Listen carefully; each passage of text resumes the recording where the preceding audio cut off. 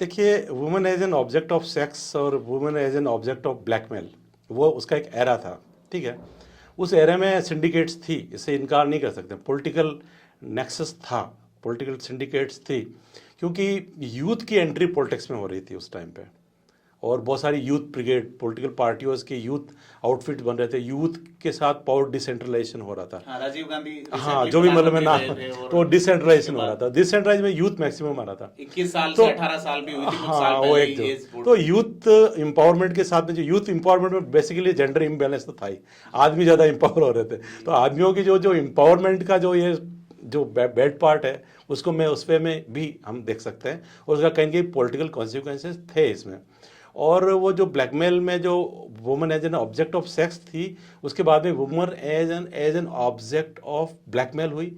और ब्लैकमेल के बाद में देखिए, गेन, लॉस एंड गेन तो होता ही है हर चीज़ में। आप किसी बड़े आदमी के साथ, अगर एक कम उम्र की लड़की अगर उसके साथ किसी तरह से विन ओवर करके Pedophilia type उसमें जाएगी, तो कहीं न कहीं उसके फायदे अपनी जगह मिलते हैं, जो बीच के बिचौलिए होते हैं इस तरह। और ये चीज़ें बिहाइंड द कर्टेन कहें तो ये हर समय में चली है और चलती रहती है, मतलब आसाराम वाले केस में ये हाँ, मतलब ये चीज़ें हैं, मतलब। जी। तो कहने का मतलब है कि ये वो कौन से तत्व है जो कि बहुत ही प्लान्ड वे में और इस तरह के शिकार बनाते हैं। तो एक छोटी सी घटना मैं बता रहा हूँ। एक केस हम और इन्वेस्टिगेट कर रहे थे, 95 का केस था।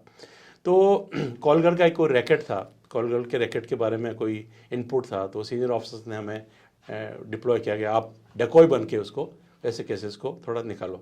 तो एक लड़की थी, मुश्किल से 16-17 साल की लड़की, और छोटे से मतलब संघर्षरत परिवार की, उसकी मदर विडो, और मदर जो थी वो मिठाई की दुकानों में डिब्बे बनाने का काम कर रही थी। वो बहुत स्ट्रगल, और लड़की को पढ़ा रही थी। लड़की पढ़ रही थी 9th में, बहुत मतलब दिखने करने में अच्छी प्रेजेंटेबल सी लड़की, जो ऐसी बच्ची थी, अच्छी सुंदर सी। तो उसकी मदर के पड़ोस में एक लेडी को उन लोगों ने विनोर किया, जिन लोगों को उसको उस धंधे में डालना था, कि तू इस लड़की से दोस्ती कर, और उस लड़की को ये कन्विंस करते तेरी तेरी मदर की लाइफ कितनी स्ट्रगल वाली है, तो तेरे को मतलब एक अच्छा हम जॉब दिलाएंगे, तू जॉब करना शुरू कर दे अभी 9th-10th में। तो उसका इंटरव्यू करवाते हैं, और जिस इंटरव्यू किससे करवाते हैं, जिस आदमी से इंटरव्यू करवा रहे हैं उसको ये नहीं पता जॉब देना, उसको बताते इस लड़की को पसंद कर ले तेरी बात, और मंदिर पे ले जाके उसकी मीटिंग करवाते हैं। फिर वो लड़का उसको पसंद कर लेता है कि हाँ ठीक है, और वो इंटरव्यू के बाद में बुलाता है, और वो तो लड़के को ये पता नहीं होता कि ये इंटरव्यू के लिए, तो वो सोचता है सेक्स के लिए आई है, तो वो सेक्स, वो पहला रैप उसके साथ होता है, कंसंट्रेट रैप हो जाता है वो। पर उसके बाद में वो कॉल गर्ल बन जाती है। तो उस कॉल गर्ल की जो कहानी हमारे सामने आई, तो औरत कैसे, जो 60-70 साल की एक औरत है, उसको एक मोल के रूप में काम में लेते हैं, मतलब। वो फिर इतनी इतनी लंबी ट्रेल बनी उस केस में, एक पुलिस ऑफिसर को अरेस्ट करना पड़ा उस केस में। In the history of Rajasthan police पहली बार हमें एक रेड करनी पड़ी राजस्थान पुलिस अकेडमी के एक प्रेमाइजेज में, एक रेजिडेंशियल प्रेमाइजेज की हमने रेड की, और उस पुलिस ऑफिसर को अरेस्ट किया जो कि पिम्प बना हुआ था इस लड़की का जी, और बड़ा रैकेट आया सामने खुल करके।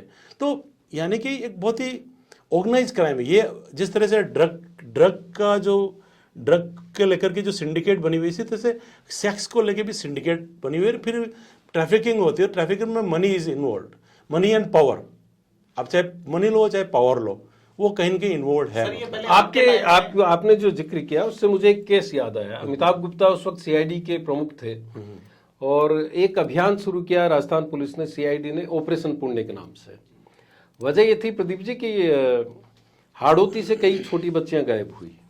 गर्मियों के दिन थे, गर्मियों में वो जब बारिश होती थी तो 2 साल की, 1 साल की, 1.5 साल की, 6 महीने की बच्चियां गायब हो रही थी, और वो भी एक पर्टिकुलर जाति की, जिसके नाक नक्श ठीक है, अच्छे माने जाते हैं। उससे पहले उन्होंने सांचौर वाले इलाके में भी कोशिश की, लेकिन सांचौर में चूंकि वो पकड़े गए, दूरी ज़्यादा थी, और तो उन्होंने बूंदी को फोकस किया, और बूंदी से एक साथ कई लड़कियां गायब हुई। तो सवाल ये था कि छोटी बच्चियां क्या नरबली के लिए ले जाई जा रही है? कोई सोच नहीं सकता था कि एक सेक्स रैकेट इस तरह का चल रहा है जो बच्चियों को ले जा रहा है। तो मुझे अच्छी तरह ध्यान है, रमेश तिवारी और दशरथ लाल मीणा, ये 2 इन्वेस्टिगेशन ऑफिसर थे जिनको ये इस केस का जिम्मा दिया गया। उस केस को इन्वेस्टिगेट करते हुए जब पहुंचे तो पता चला कि वो जो बच्चियां गायब हो रही थी उनके तार सवाई माधोपुर के एक सेक्स रैकेट से जुड़े हुए थे, जो जराइम पेशा कौम रही, जिनके लिए वेश्यावृत्ति जो है वो एक सहज बात थी। उसमें बहुत ही गंभीर चीज सामने आई। हालांकि ब्लैकमेलिंग नहीं थी, लेकिन जिस सेक्स रिलेटेड अपराध किस तरह का हो रहा था या होता रहा है हमारी सोसाइटी में, उसका ये सबसे बड़ा उदाहरण था। 6 महीने की बच्ची आ रही, थोड़े दिन रोएगी और वो उस फैमिली के साथ एडजस्ट हो जाएगी, उसको दूध पिलाएंगे लगता है और यही जिंदगी। उसकी याददाश्त चली जाएगी, वो उस फैमिली को मिस करेगी थोड़े दिन और उसके बाद में वो यूज्ड हो जाएगी। 6-7 साल की एज में उसको जब ये ग्राहक आते थे, ट्रकर्स आते थे, उनके लिए सिगरेट लेने, बीड़ी लेने, शराब लेने के लिए भेज दिया जाता ताकि वो यूज टू हो उस माहौल में।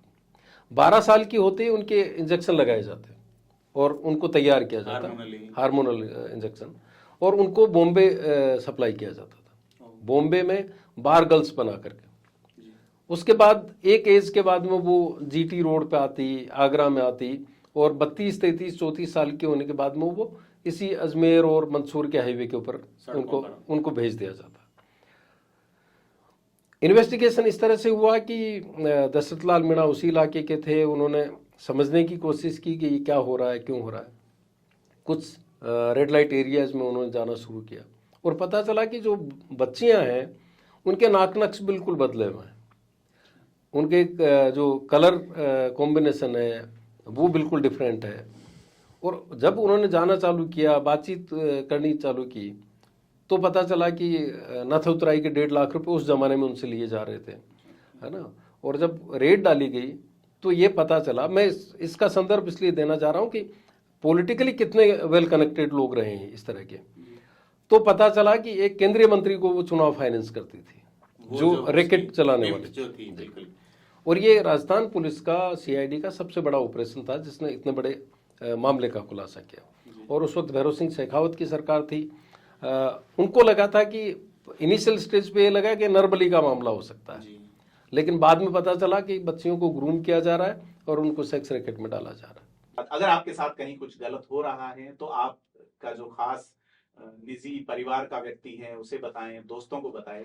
इस पूरी जो बातचीत है इसका उद्देश्य यही है कि समाज में ये जो गंदगी पनप रही है इसको वॉश आउट किया जा सके।